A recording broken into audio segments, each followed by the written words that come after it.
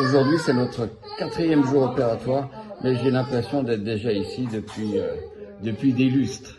Mais je m'y plais. Et merci de nous suivre.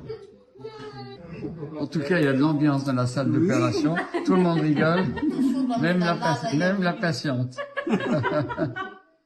C'est assez extraordinaire. Vous savez qu'elle parle de professeur? Non? Elle a dit, comment disait le matos tout à l'heure? Comment on dit le matin? Matos. Ah, le matos. Ah, le bangala. Bangala. Ah, vous voyez, voilà, la discussion est détendue.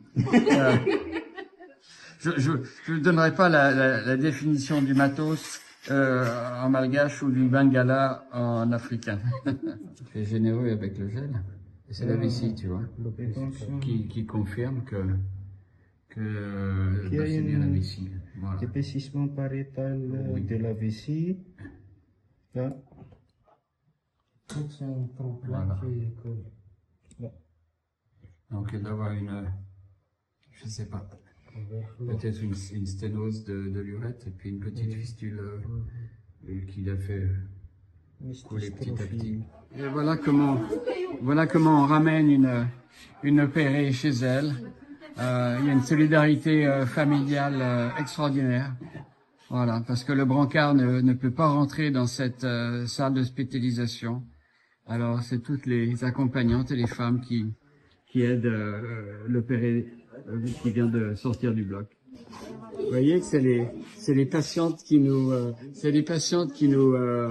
filment aussi. Elles sont espiègles, hein. Oh, mignon.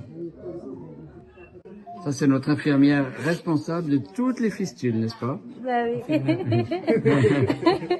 Tu fais ça depuis longtemps?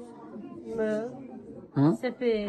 Ah, cette mois-ci. Ah, tu as recommencé? Ouais, oui. Ah, c'est L'anesthésiste. l'anesthésiste. Ah oui, mais pardon. Oui, tout le monde se cache là.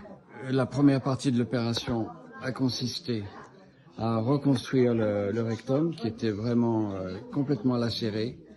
Il n'y avait aucun tissu vaginal dans la partie postérieure du vagin, que le rectum largement ouvert. Et les côtés du rectum étaient fixés très profondément dans la concavité pelvienne. Si bien que la dissection a été délicate, on a pu faire un très bon travail, toujours dans la crainte qu'il y ait un saignement qui aurait été très difficile à contrôler en profondeur. J'ai d'ailleurs demandé l'hémoglobine pendant l'opération, qui était à 10, donc ça allait, mais le lendemain elle était à 8. Et en réalité, on a très bien fait de prévoir une opération en 2 temps, et être sûr d'abord que la partie postérieure, cette réparation rectale, a tenu.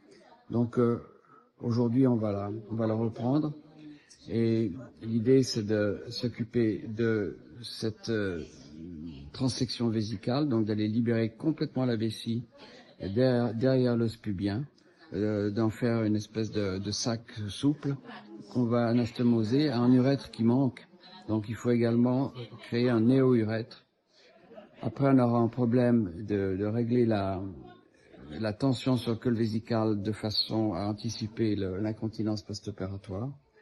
Et puis en fin d'opération, il s'agira de prendre des lambeaux de peau de l'intérieur des cuisses, ça s'appelle lambeaux de Singapour, probablement des 2 côtés, pour couvrir le manque de muqueuse dans la paroi vaginale. Donc, reconstruction très complexe. Heureusement, on en a une certaine habitude. Mais voilà, on est parti pour environ 4 heures de travail. Voici cette jeune femme qui avait eu ce problème terrible, je vous en parlais dans sa chambre. Tout à l'heure, j'ai fait la reconstruction de la vessie, ce qui était également très difficile. Petite vessie collée partout, il a fallu complètement la dégager sur un plan circonférentiel. Un urètre de mauvaise qualité, il a fallu tubuliser la vessie pour faire un semblant de canal urétral.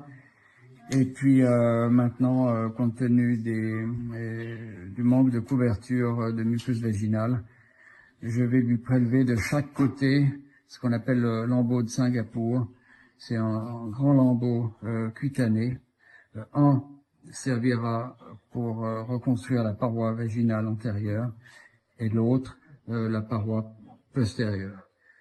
Mais on a fait une petite pause parce que on était tous un peu fatigués, avec besoin de boire quelque chose.